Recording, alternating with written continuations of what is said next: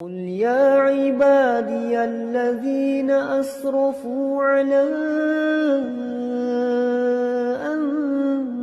أنفسهم لا تقنطوا من رحمة الله. Mana dengan amalan tersebut bisa mendatangkan kecintaanmu kepada hambamu ini. Oleh karenanya ikhwatal Islam, ketika Allah Subhanahu wa taala berikan kepada kita kesehatan, kesempatan, maka ketahuilah itu merupakan nikmat yang biasanya terlalaikan oleh manusia, dan kita tidak ingin termasuk orang-orang yang melalaikan nikmat yang Allah Subhanahu wa taala hadiahkan kepada kita bersama. Kemudian salawat dan iringkan salam semoga senantiasa tercurahkan berjunjungan alam Nabi kita yang mulia, uswah dan qudwah kita bersama, Muhammad bin Abdullah sallallahu alaihi wasallam. Di dalam sebuah hadis yang sangat indah, Nabi sallallahu alaihi wasallam menyebutkan likulli nabiyyin da'watun mustajabah. Setiap para nabi, setiap para rasul, mereka diberikan oleh Allah Subhanahu wa taala doa yang apabila mereka meminta kepada Allah pasti akan dikabulkan oleh Allah Subhanahu wa taala. Fata'ajjala kullu nabiyyin da'watah. Kemudian ketika Allah memberikan kabar gembira kepada para nabi dan para rasul bahwa apabila mereka berdoa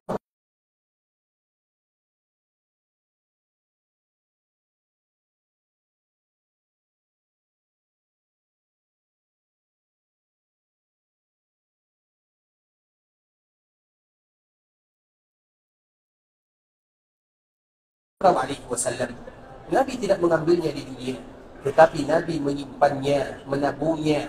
Wa inni ikhtaba'tu da'wati, dan aku sengaja menyimpan doa yang tadi diberikan oleh Allah Subhanahu wa taala kepada semua para nabi dan para rasul, dan mereka semua sudah mengambilnya kecuali Nabi Muhammad sallallahu alaihi wasallam. Mengapa Nabi sallallahu alaihi wasallam tidak meminta kepada Allah Subhanahu wa taala di dunia? Mengapa Nabi sallallahu alaihi wasallam tidak menjadikan doa ini untuk dirinya? Untuk siapa oleh Nabi sallallahu alaihi wasallam? Mengapa Nabi mengakhirkannya? Mengapa Nabi harus menyimpannya? Mengapa Nabi harus menunggu di hari akhirat? Karena Nabi sallallahu alaihi wasallam menginginkan jatah tersebut berubah menjadi syafaat.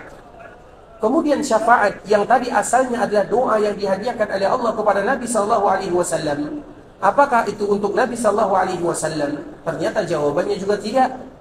Syafaat ini diperuntukkan oleh Rasulullah sallallahu alaihi wasallam untuk semua umatnya.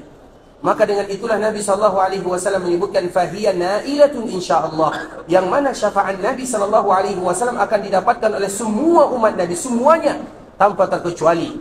Semua mereka yang menjadi umat baginda Nabi yang mulia sallallahu alaihi wasallam akan mendapatkan syafaat dari Rasulullah sallallahu alaihi wasallam. Fahiya nailatun insyaallah liman mata wa lam yusyrik billahi syai'a. Namun dengan syarat bagi mereka yang wafat. Di antara kesempurnaan cinta kita kepada kota Madinah adalah mencintai apa yang dicintai oleh Rasulullah sallallahu alaihi wasallam, dan ketika Nabi mencintai kota Madinah, maka wajib pula kita untuk mencintai kota yang dicintai oleh Rasulullah sallallahu alaihi wasallam.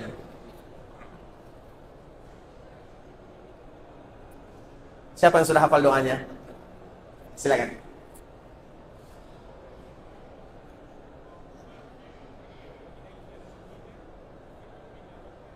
Masya Allah, artinya Ustaz, barakallahu fiik.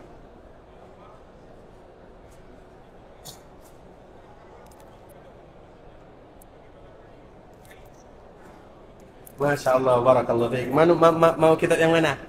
Yang kuning atau yang ini? Yang satu berkaitan dengan Madinah, yang satu berkaitan dengan Mekah. Yang ini? Masya Allah, untuk wahai tamu Allah, semoga bermanfaat. Bisa diperkenalkan, barakallahu fiik, Allah jika khairan. Tapi ikhwatul Islam, sekarang kita akan lanjutkan pembahasan kita tentang hijrahnya Nabi SAW. Tadi telah kita menyebut bahwa yang pertama kali hijrah ke kota Madinah sebelum Nabi SAW adalah para sahabat Nabi yang mulia radhiyallahu ta'ala anhum ajma'in. Kemudian tibalah gilirannya Allah Subhanahu wa taala mengizinkan Rasulullah SAW untuk hijrah ke kota Madinah. Dan kita tahu apa penyebabnya ikhwatul Islam. Karena sebelumnya Allah belum mengizinkan Nabi SAW untuk meninggalkan Mekah. Namun ketika terjadi kesempatan di kalangan orang-orang berkumpul di sebuah tempat yang Darun Nadwah. Darun Nadwah itu tidak jauh dari Ka'bah Al-Musharrafah. Jaraknya kurang lebih 30 meter saja. Artinya di samping Ka'bah Al-Musharrafah. Dan itu ada tempat biasa berkumpulnya orang-orang Mekah. Kalau orang Madinah Mereka biasanya berkumpul di Saqifah Bani Sa'idah yang ada di bagian kanan Masjid Nabawi.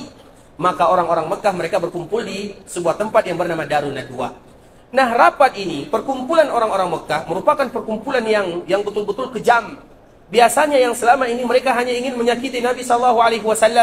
Mereka hanya ingin mengganggu Nabi SAW. Mereka hanya ingin menghalangi Nabi SAW dalam berdakwah. Namun kali ini mereka ingin melenyapkan Nabi dari permukaan bumi. Sudah berbeda kumpulnya. Kemudian perkumpulan ini ikhwatul Islam, dikala mereka sudah mulai rapatnya, musyawarahnya, perkumpulannya, karena topik daripada perkumpulan ini adalah bagaimana membunuh Nabi SAW. Itu judulnya. Kemudian tiba-tiba dikala mereka sedang berkumpul, datanglah seseorang yang tidak satu pun yang kenal dengan orang ini. Dia datang dalam keadaan berbentuk orang yang sudah tua, berwibawa. Kemudian dikala dia datang, maka dia ditanya, "Kamu ini siapa?" Karena tidak boleh masuk di sini kecuali para pembesar saja. Tiba-tiba orang ini masuk. Namun orang ini mengatakan, "Tidak usah kalian bertanya kepada diriku. Silakan dia Abul Hakam, karena dia orang yang paling pintar, cerdas, bijaksana." Sehingga Nabi berdoa kepada Allah, "Ya Allah, muliakan Islam dengan salah seorang di antara dua Umar." Kalau dia tidak bijaksana, kalau dia tidak pintar, maka Nabi tidak akan memberikan pilihan di dalam doanya. Nabi SAW akan langsung berdoa kepada Allah, "Ya Allah, muliakan Islam dengan Umar bin Khattab." Tapi itu bukan doa Nabi. "Ya Allah, muliakan Islam dengan salah satu di antara dua orang Umar." Artinya level mereka, kecerdasan mereka, kekuatan mereka, kebijaksanaan mereka sama. Tapi Allah memilih Umar bin Khattab radhiyallahu ta'ala anhu. Dan Allah tidak memilih Amr bin Hisham, atau yang kita kenal dengan Abul Hakam, namun lebih terkenal dengan Abu Jahal. Karena dia tahu tentang agama dia.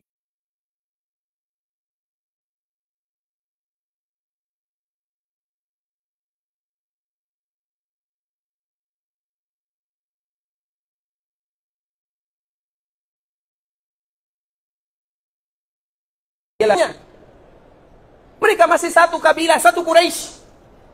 Hanya saja dia berasal dari Bani Makhzum, Nabi berasal dari Bani Hashim. Dan kedua-duanya berasal dari Quraisy. Namun kenapa dia tidak beriman kepada Nabi? Alasannya satu saja. Karena dia kalah bersaing. Kemudian ikhwatal Islam, pada akhirnya Abu Jahal ini memberikan usulan. Usulannya, bagaimana kiranya kalau kita mengumpulkan salah seorang pemuda dari setiap kabilah. Kalau seandainya nanti Bani Hashim mereka ingin menuntut kepada kita, maka mereka tidak ada kekuatan. Nak mungkin mereka melawan kabilah yang ada di Mekkah Al-Mukarramah. Karena Quraisy itu dia cabangnya ada 14 suku.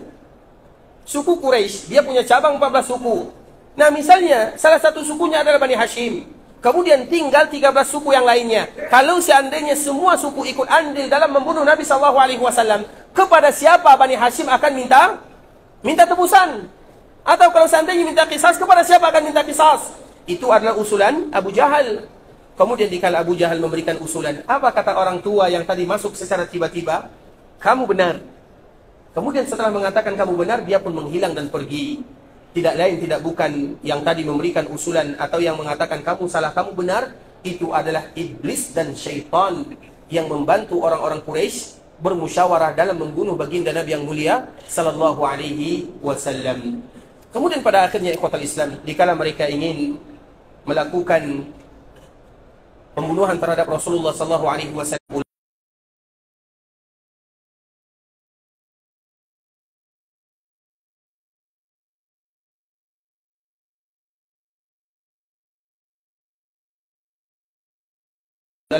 An-Nabawiyah. Kemudian ikhwatul Islam, ketika Nabi SAW keluar, Nabi sedih. Nabi tidak mau meninggalkan Mekah. Sebenarnya Nabi tidak mau meninggalkannya. Kemudian ketika Nabi keluar, belum jauh dari Mekah Al-Mukarramah, tempat pasar yang biasanya dilakukan jual beli di sana, maka Nabi mengatakan, "Wallahi innaki la khairu ardillah wa ahabbu ardillahi ila Allah, walaula anni ukhrijtu minki ma kharajtu." Demi Allah, sesungguhnya engkau adalah tanah yang paling baik.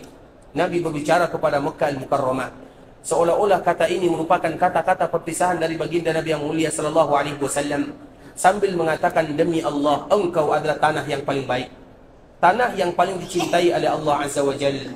Kalaulah aku tidak diusir, maka aku tidak akan pernah keluar selama-lamanya. Artinya karena Nabi diusir, Maka dengan itu pula lah Nabi SAW meninggalkan Makkah menuju Al-Madinah.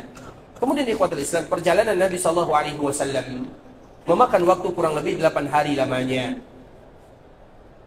Ketika Nabi SAW meninggalkan Makkah, maka Nabi SAW singgah dulu di sebuah tempat yang bernama Gua Thur atau Jabal Thur. 3 hari lamanya Nabi SAW berada di sana untuk menghilangkan pencarian daripada orang-orang musyrikun.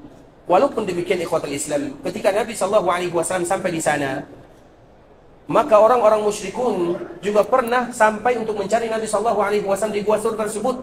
Hanya saja tentunya pertolongan Allah Subhanahu wa taala kepada Rasulullah sallallahu alaihi wasallam. Kemudian setelahnya, maka Nabi sallallahu alaihi wasallam meninggalkan Gua Thur menuju Al-Madinah. Dan perjalanan ini Nabi sallallahu alaihi wasallam memakan waktu 6 hari setelah dari Gua Thur, dan Nabi sallallahu alaihi wasallam sampai di Madinah yaitu pada hari Senin. Sehingga hari Senin ini ikhwatul Islam adalah hari yang bersejarah bagi Nabi sallallahu alaihi wasallam. Hari Senin adalah hari Nabi dilahirkan, sehingga dianjurkan bagi kita berpuasa di sana. Kalau ada di antara kita yang ingin memperingati hari kelahiran Nabi, maka berpuasalah setiap hari Senin, sebagaimana yang dilakukan oleh baginda Nabi yang mulia sallallahu alaihi wasallam. Karena dilahirkan, Nabi sendiri yang menyebutkan di dalam hadis yang dibawakan oleh Imam Bukhari dan Imam Muslim. Kemudian hari Senin adalah hari Nabi didatangi oleh malaikat Jibril. Artinya Nabi menjadi Nabi, Nabi menjadi Rasul pada hari Senin. Yang namanya lembah Waqim. Lembah Waqim itu ikhwatul Islam kurang lebih ada di sekitar sejajar dengan miqat, atau tidak jauh dari miqat. Kalau ditarik garisnya, maka juga sampai ke masjid. Kalau lebih mudah bagi kita mengenalnya, sampai di Masjid Bani Salimah atau Masjid Qiblatain yang kita kenal. Kemudian begitu juga dari arah barat, itu adalah lembah Wabrah namanya. Lembah Wabrah ini ikhwatul Islam tidak jauh dari Masjid Quba. Artinya batasan ini semuanya disebut dengan Al-Madinah, semuanya disebut dengan Tanah Haram. Nah, sehingga pertama kali Nabi SAW sampai sini, Nabi tidak sampai di sini. Nabi bukan berada di sini, tapi Nabi berada di lembah Wabrah sana. Di mana lembah Wabrah? Di Quba. Ketika Nabi SAW sampai ikhwatul Islam, maka yang pertama kali dituju oleh Nabi SAW, karena memang jalannya dari sana, Nabi SAW singgah di sana. Kenapa Nabi singgah di sana? Karena memang ada keluarga Nabi SAW. Madinah itu dulunya adalah kampung halaman Nabi SAW. Di Madinah itu ada sebuah suku yang terkenal dengan Bani Najjar. Bani Najjar itu ikhwatul Islam adalah suku yang paling besar yang ada di kota Madinah. Tahukah kita di mana ayah Nabi meninggal? Di mana ayah Nabi meninggal? Di Madinah. Kenapa di umur 6 tahun Nabi datang ke Madinah? Untuk menjenguk ayahnya. Kenapa ayahnya tinggal di Madinah? Karena memang ayah Nabi SAW dikala berdagang, setiap kali melewati Madinah, karena perdagangan yang biasa mereka lakukan adalah li'ilafi Quraisy, ilafihim rihlatash syita'i was-saif. Terutama ke daerah Syam. Di daerah Syam itu ikhwatul Islam, setiap kali ingin melewati atau ingin pergi ke Mekah, maka harus singgah di Madinah. Nah, ayah Nabi SAW dikala dia berdagang, pulang dari perdagangan di Syam, maka singgah di Madinah. Qaddar Allah, dia dipanggil oleh Allah Subhanahu wa taala di sana. Dan di mana singgahnya? Di keluarganya. Maka tahukah kita ikhwatul Islam, siapa nama kakek Nabi sallallahu alaihi wasallam? Siapa nama kakek Nabi sallallahu alaihi wasallam? Abdul? Itu bukan nama aslinya. Apa arti Abdul? Abdun, apa arti Abdun? Hamba. Al-Muttalib. Apa arti Al-Muttalib? Muttalib itu nama orang. Artinya dia adalah hamba Al-Muttalib. Itu bukan namanya. Karena memang tidak boleh bagi kita ta'bid kecuali kepada Allah. Ta'bid itu artinya Abdun. Bolehkah kita mengatakan nama kita Abdullah? Boleh atau tidak? Boleh. Bolehkah kita nama kita adalah Abdur Rahman? Bolehkah nama kita Abdur Rasul? Boleh atau tidak? Bolehkah nama kita Abdul Dinar? Bolehkah nama kita Abdul Muttalib? Tak boleh bahas. Nanti kakek Nabi ini sallallahu alaihi wasallam. Abdun itu ikhwatul Islam semuanya tidak boleh, dikecualikan oleh Nabi sallallahu alaihi wasallam ini. Karena itu bukan nama aslinya. Artinya Abdul Muthalib, ada namanya Abdul Muthalib, ada namanya Muthalib. Muthalib itu keluarga Nabi sallallahu alaihi wasallam. Tahukah kita bagaimana kulit Nabi sallallahu alaihi wasallam? Nabi kulitnya merah atau hitam? Apa warna kulit Nabi sallallahu alaihi wasallam? Putih atau merah? Hati-hati menjawab ya. Siapa yang tanggung jawab angkat tangan? Putih, merah, merah, putih. Siapa yang bisa jawab? Angkat tangan. Putih kemerah-merahan. Ini satu lagi ya. Warakallahu fiik, Allah jika khairan, warakallahu fiik. Putih kemerah-merahan, tidak putih juga tidak merah.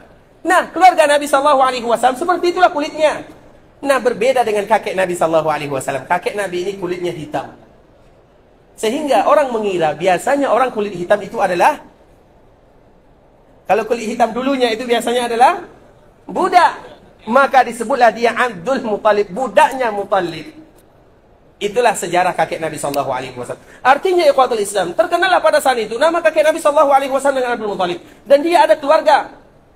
Ada keluarga di Madinah. Sehingga ketika Nabi sallallahu alaihi wasallam tinggal di kota Madinah, maka seolah-olah Nabi sallallahu alaihi wasallam pulang kampung. Nabi sallallahu alaihi wasallam menyebutkan, ketika sampai di Madinah, aku masih ingat di mana dulu aku bermain. Karena ketika Nabi berumur 6 tahun, dikala ingatan anak 6 tahun, mereka akan ingat, mereka tidak akan lupa. Nabi mengatakan, aku ingat di mana aku bermain. Karena Nabi tinggal di sini sebulan lamanya untuk berziarah ke perkuburan ayahnya. Kemudian setelahnya Nabi pulang ke Makkah Al-Mukarramah, dan di perjalanan Allah pun memanggil ibunya. Kemudian ikhwatul Islam, artinya Madinah itu Nabi sallallahu alaihi wasallam sudah pernah tinggal di sana. Jadi seolah-olah Nabi sallallahu alaihi wasallam ada keluarganya di sana. Jadi jangan kita kira Allah Subhanahu wa taala memilih Madinah, kemudian Allah tidak mempersiapkan kekuatan Nabi sallallahu alaihi wasallam. Minimal kekuatan Nabi sallallahu alaihi wasallam adalah dari keluarganya.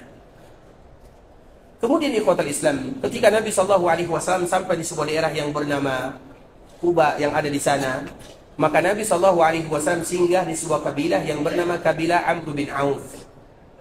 Kemudian Amr bin Auf ini adalah kabilah yang ada di dekat Quba, dan Nabi sallallahu alaihi wasallam tinggal di sana kurang lebih 4 hari. Ada yang menyebutkan 14 hari, ada yang menyebutkan 4 hari. Walaupun yang lebih kuat bagi kami adalah 4 hari. Kemudian Nabi tinggal di rumah salah seorang sahabat yang bernama Kulthum bin Hadam. Nabi pun tinggal di rumah orang tersebut atau sahabat yang mulia ini. Nabi salat di dekat rumahnya. Kemudian Nabi minum dari airnya. Maka sampai sekarang ikhwatul Islam, kalau ada di antara kita yang pergi ke Quba, kemudian ada tempat yang dinaungi, dia tidak musalla, tapi ada sajadah dibentangkan di sana. Karena memang dulu Nabi sallallahu alaihi wasallam salat di situ. Sehingga orang-orang yang ada sampai zaman sekarang ini, mereka mengabadikan di mana Nabi pertama kali sampai di kota Madinah, ada di sana. Di mana lokasinya? Cari sendiri. Kami tidak mau menyebutkannya, cari sendiri. Kalau tidak dapat, datang lagi ke Madinah, agar kita selalu datang ke kota Madinah. Kali pertama kita salat di Masjid Quba. Bagaimana keutamaan Masjid Quba? Kali kedua, di mana lokasi Nabi sallallahu alaihi wasallam pertama kali datang ke kota Madinah. Disitulah sampai sekarang ada airnya. Ada air yang sangat jernih. Kemudian ada tempat salatnya, karena memang dulu disitulah Nabi sallallahu alaihi wasallam salat. Karena para sahabat Nabi sallallahu alaihi wasallam, terutama di kota Madinah, kalau Nabi pernah salat di suatu tempat, maka mereka akan menjadikan tempat tersebut sebagai musalla. Mereka akan menjadikan tempat tersebut sebagai musalla. Dan kurang lebih di Madinah ini, ikhwatul Islam, kurang lebih ada 46 musalla yang Nabi sallallahu alaihi wasallam salat di sana. Ada yang betul-betul dijadikan sebagai masjid, ada yang dijadikan sebagai tempat musalla saja. Artinya tetap dilakukan salat di sana dengan pembangunan yang sederhana, dan salah satunya adalah tempat pertama kali Nabi sampai ke kota Madinah. Karena tidak mungkin dibangun masjid di sana, sudah ada Masjid Qubanya, sehingga dijadikan sebagai musalla biasa, dan ada air yang sangat jernih mengalir di sana. Dari situlah Nabi minum, kemudian disitulah Nabi sallallahu alaihi wasallam salat. Kemudian ikhwatul Islam, ketika Nabi sallallahu alaihi wasallam sampai di Quba, maka yang pertama kali dibangun oleh Nabi sallallahu alaihi wasallam adalah Masjid Quba. Sehingga Masjid Quba dengan Masjid Madinah yang ada di sini, Masjid Nabawi ini, ikhwatul Islam, ada beberapa kesamaan. Yang pertama, kesamaan antara Quba dengan Masjid Nabawi, sama-sama dibangun oleh Nabi sallallahu alaihi wasallam. Tangan Nabi yang mulia membangunnya. Kemudian kesamaan yang kedua, setiap kaum muslimin yang salat di dalamnya, sesuai dengan syarat dan ketentuannya, maka akan mendapatkan pahala walaupun pahalanya berbeda-beda. Di Kuba, solat di Kuba tidak sama dengan solat di tempat yang lainnya. Solat di Masjid Nabawi juga tidak sama pahalanya solat di tempat yang lainnya. Artinya sama-sama ada pahala di sana. Kemudian yang ketiga, sama-sama dipuji oleh Allah Subhanahu wa taala penduduknya. Penduduk Kuba dipuji oleh Allah Subhanahu wa taala. Penduduk Madinah di sini juga dipuji oleh Allah Subhanahu wa taala. Mereka yang ada di sana diabadikan oleh Allah Subhanahu wa taala di dalam Al-Qur'an. Di sini Allah Subhanahu wa taala abadikan di dalam hadis Nabi sallallahu alaihi wasallam. Itu kesamaan yang ketiga. Kesamaan yang keempat, sama-sama termasuk ke dalam firman Allah Subhanahu wa taala, la masjidun ussisa 'ala taqwa. Masjid yang pondasinya adalah iman dan takwa. Walaupun para ulama mereka berbeda, karena ayat ini di akhir surah At-Taubah itu sebenarnya bercerita tentang Masjid Kuba. Karena memang ceritanya ada tentang orang-orang yang ada di Kuba. Fihi rijalun yuhibbuna an yatatahharu. Allah Subhanahu wa taala menyebutkan sifatnya. Orang-orang yang ada di sana adalah orang-orang yang suka mensucikan dirinya. Bagaimana mereka mensucikan dirinya? Apa maknanya? Mereka mensucikan dirinya secara rohani dan secara jasmani. Jasmani mereka bersih, rohani mereka suci. Maka Allah abadikan sejarah mereka dalam Al-Quran. Begitu juga dengan orang Madinah. Nabi SAW pernah menyebutkan ikhwatul Islam, man zalama ahlal madinati wa akhafahum fa akhifhu wa alaihi la'natullahi wal malaikati wan nasi ajma'in. La yaqbalullahu minhu sarfun wala adlun.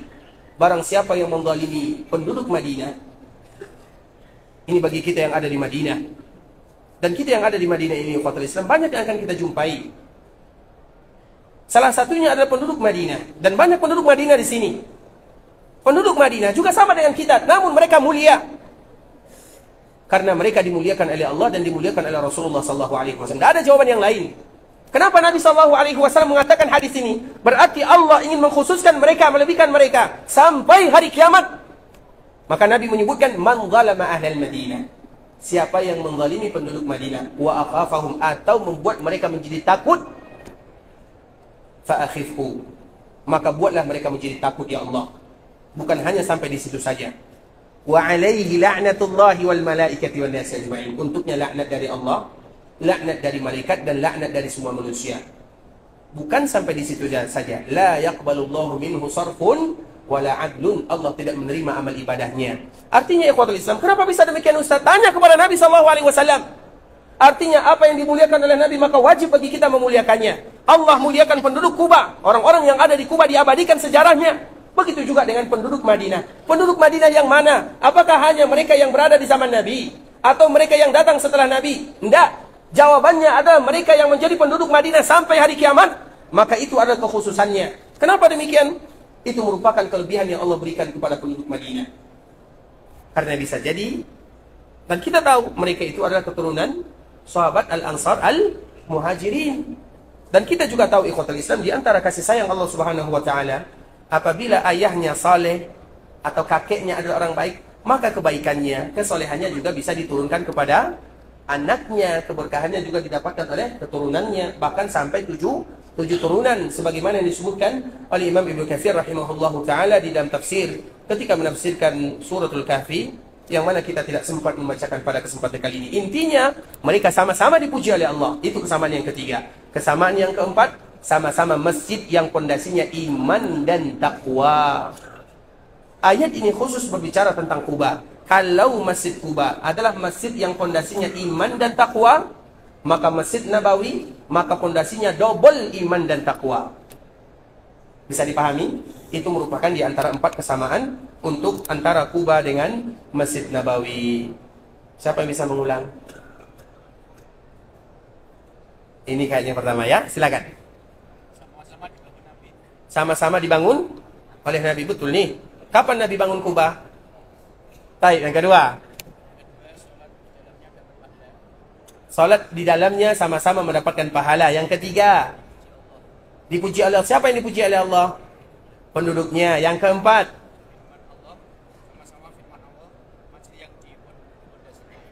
sama-sama termasuk ke dalam firman Allah, la masjidun ussisa ala taqwa. Masya Allah, silakan. Insya Allah, barakallahu fiik, syakarallahu lakum, syukran lakum. alaihi wasallam.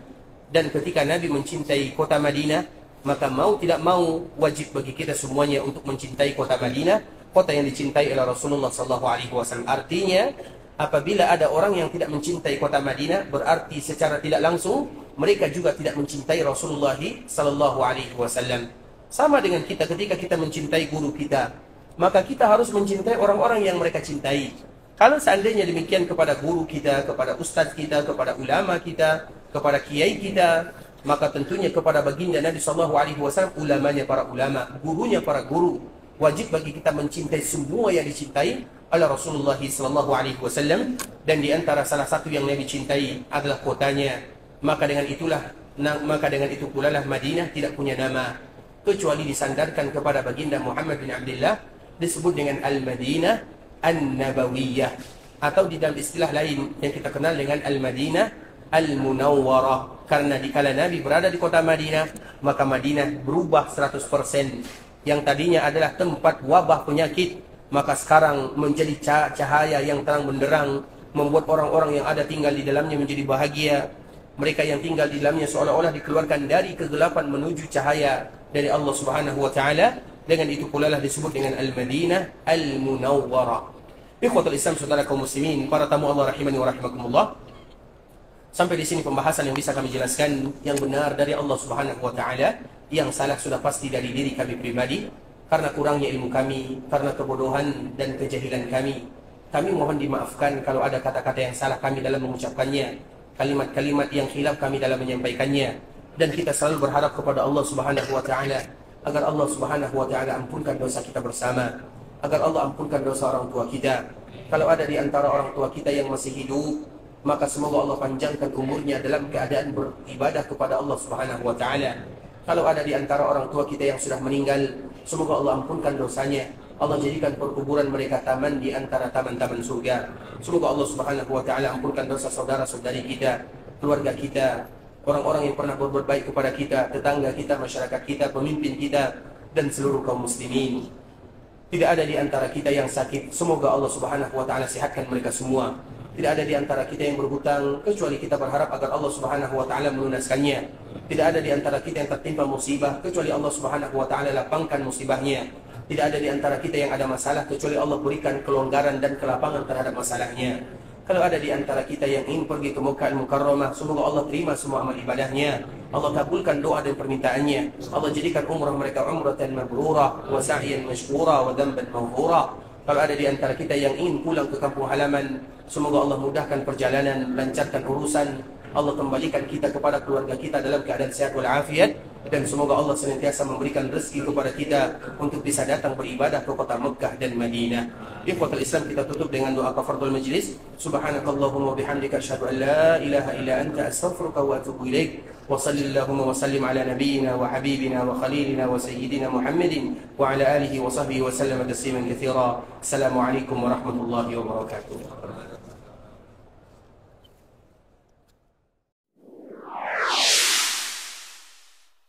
قل يا عبادي الذين أسرفوا على